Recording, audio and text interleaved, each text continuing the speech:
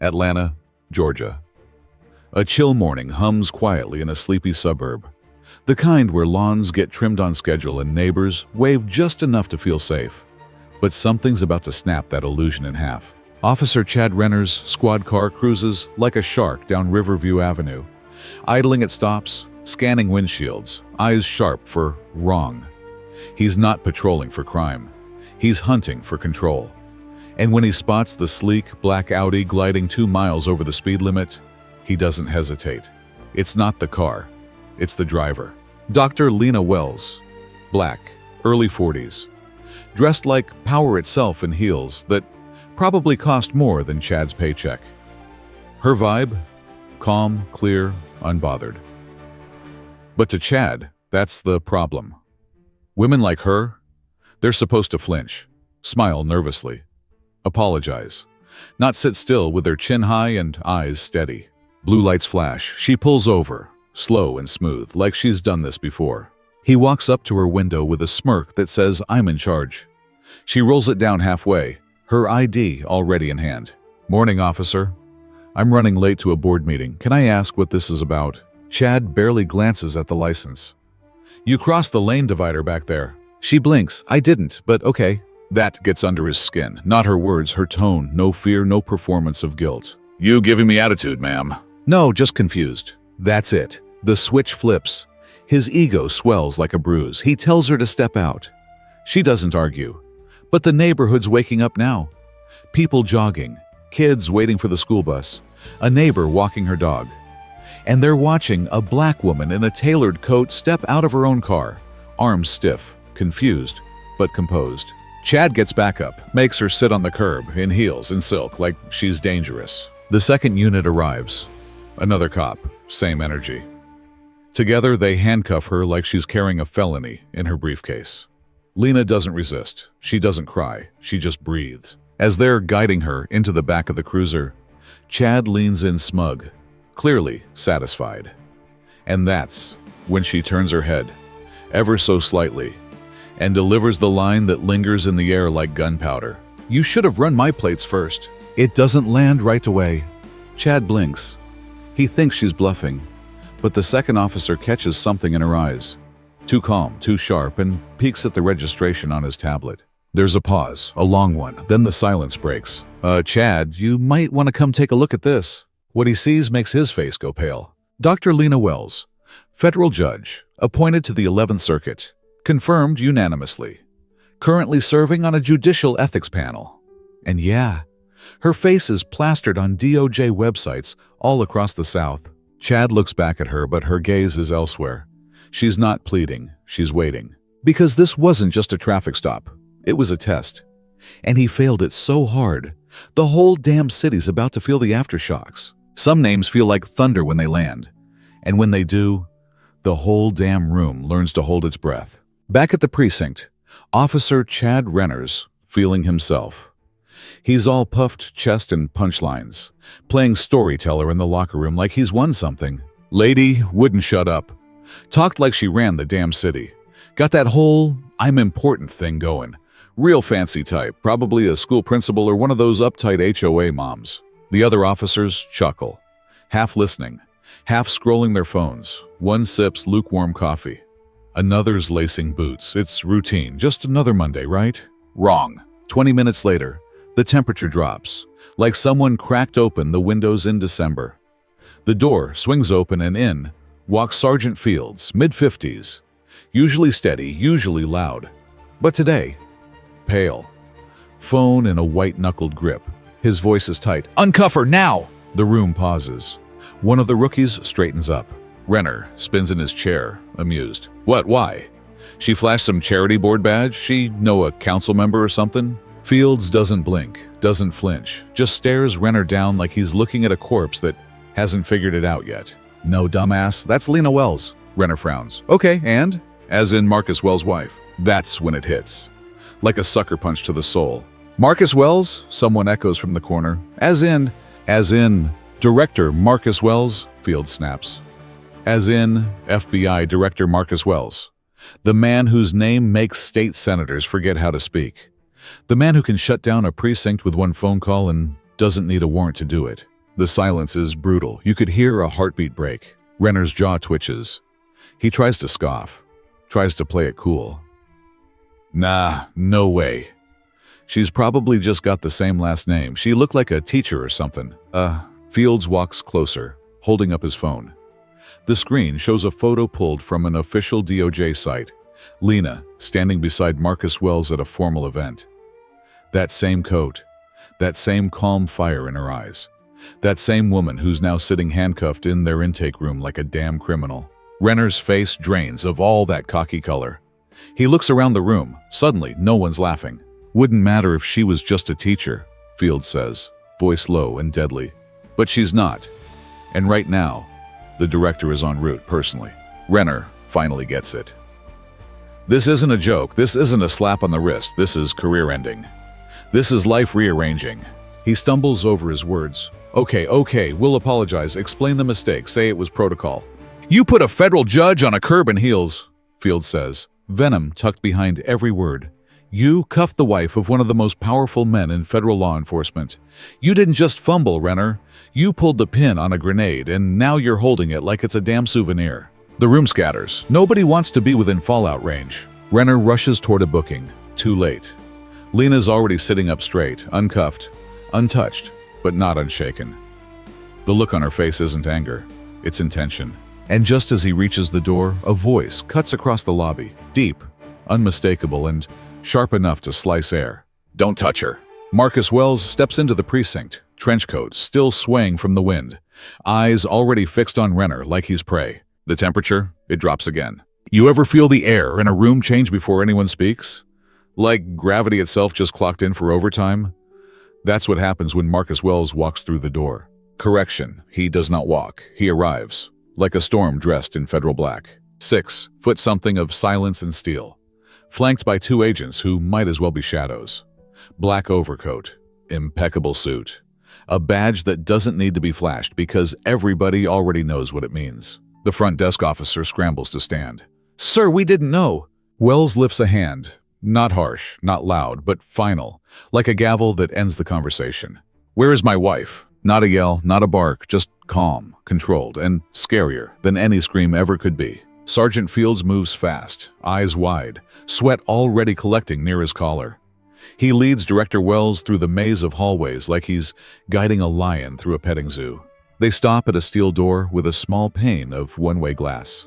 Wells peers through. Lena sits inside, composed, but cold. Hands still cuffed, back straight, chin up. A silk scarf tucked neatly beneath the collar of her coat like she's ready for a boardroom, not a damn holding cell. And something in Wells's face shifts. Not anger, not panic. No, what comes over him is precision. He exhales, slow, surgical, and turns to Fields. You put your hands on her? Fields flinches like he's been shot. No, sir. It was Officer Renner. Marcus Wells doesn't raise his voice. He doesn't ask twice. He just turns and lands eyes on Renner. That's the exact second the man's hands start to shake. Not a twitch, not nerves. A full body failure of courage. Renner tries to speak, but his throat locks up. Director, I didn't know who she was. You didn't need to know, Wells says, voice like ice on glass. You needed to follow protocol, respect the law. But you forgot all that, didn't you? I thought she was, too confident to be a victim, too calm to be innocent, too black to be right? Renner's mouth opens, but no sound comes out. Wells steps forward, just one step, but it might as well be a fall from heaven. You put your hands on a federal judge. You put your hands on my wife. And now, officer, you're going to feel what consequence looks like when it wears a badge bigger than yours. Renner's face goes pale. Sweat pours. His uniform clings like regret. Wells doesn't even look back, just nods to his agents. Release her, now. They move fast, like soldiers. Cuffs click open. Lena stands without a word, smoothing her coat like nothing happened. Except everything just changed. As she exits the room, her eyes meet Chad Renner's. She doesn't smile. She doesn't scowl. She just sees him. And in that gaze, he feels it. He's no longer a man with power. He's a name on a list. And that list, it's about to make headlines. Lena's out. But the silence that follows, it ain't peace, it's pressure. Thick as smoke before the fire kicks in. The cuffs are gone. Her wrists ache, but she doesn't rub them. She straightens her coat, nods once to Marcus, and walks out of the holding room like a queen, leaving the ruins of someone else's empire. Nobody says sorry. Not the sergeant. Not the wide-eyed rookies pretending they didn't snicker earlier. Not Renner, who's now sweating bullets he can't outrun. But Marcus Wells, he's not here for apologies. He moves through the precinct like it's already under audit. Cool, clean, dangerous in how calm he is. When he reaches the main desk, he drops a folder with a thick thud. No one dares touch it. The sergeant stares at it like it might detonate. Because it already has. Inside that file, 17 misconduct complaints, tied directly to Officer Chad Renner. 2 confirmed incidents of body cam footage mysteriously glitching. Timelines scrubbed, audio lost. But timestamps prove someone tampered.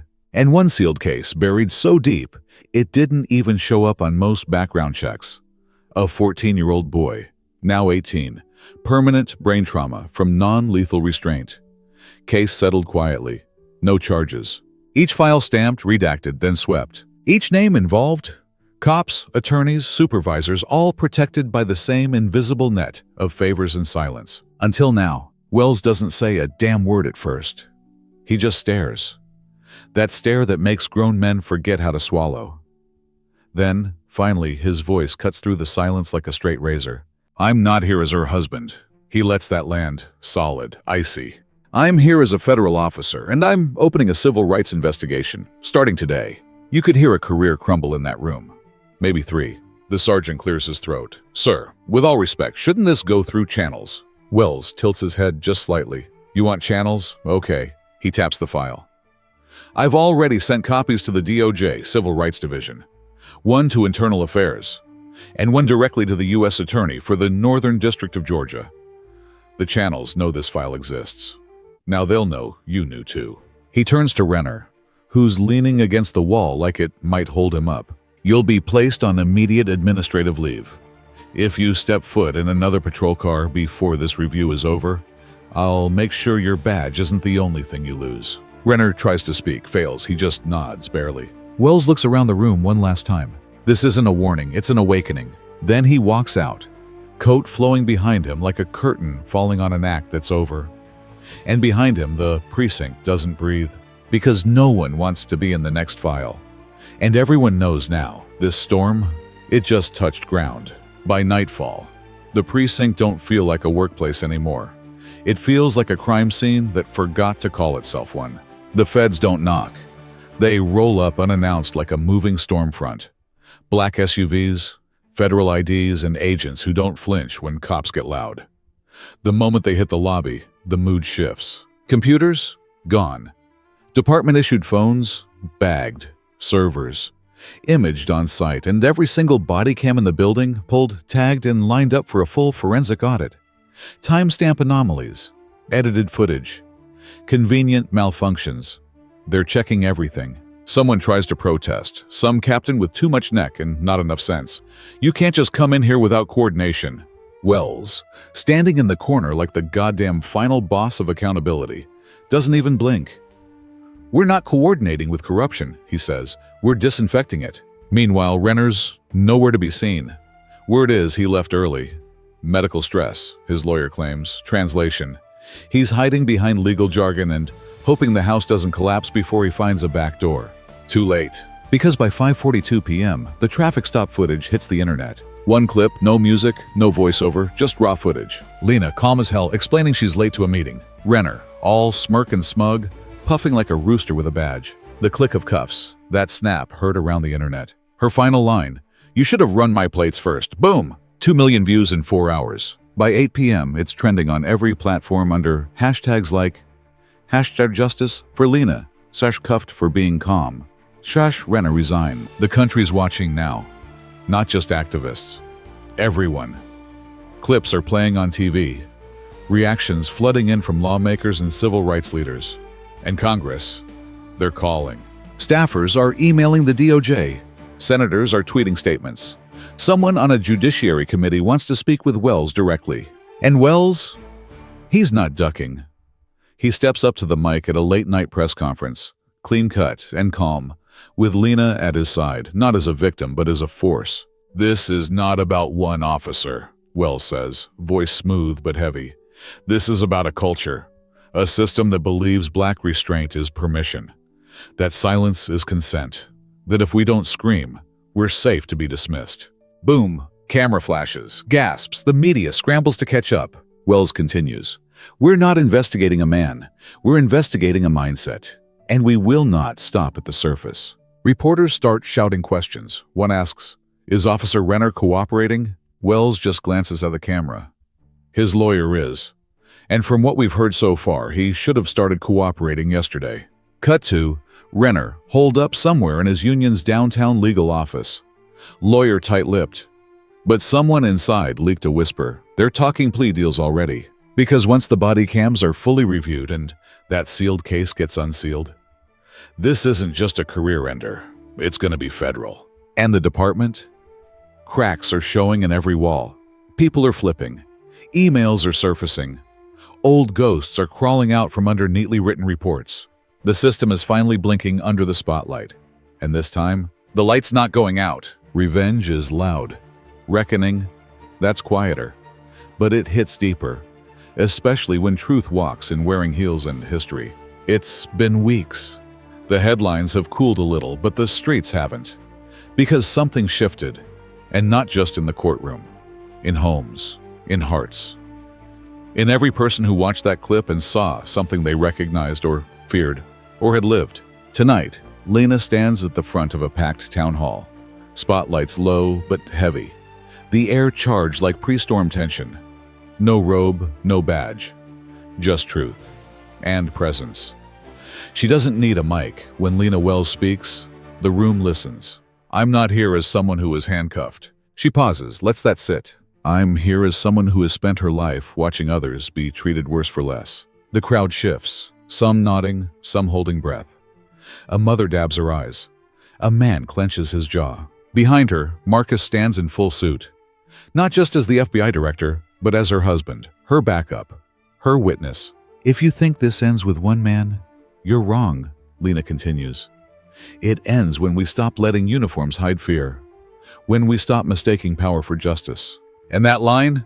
It slices straight through the room. Outside, protest signs still lean against walls. Inside, justice has never felt more human. The aftermath rolls in like a tide. The police chief? Gone. Quiet resignation. No press conference. 3 officers suspended for misconduct reviews tied to Renner's cases. DOJ oversight begins. Full-scale audit launched on all force-related incidents in the last 10 years. Anonymous tips flood the hotline. People start talking, really talking. And Renner? He walks into federal court in a suit that doesn't fit, and a face that's aged 10 years. His lawyer fumbles a speech about misunderstanding. But the judge isn't interested. Renner pleads guilty to civil rights violations. No trial, no drama. Just the slow fall of a man who thought the badge made him untouchable. And when the sentence is handed down, 6 years, no parole, the room doesn't cheer. It just breathes. Because justice isn't supposed to be a party. It's supposed to be balance. As they cuff Renner's hands, those same hands that once tried to strip dignity from Lena Wells, she watches from the back row.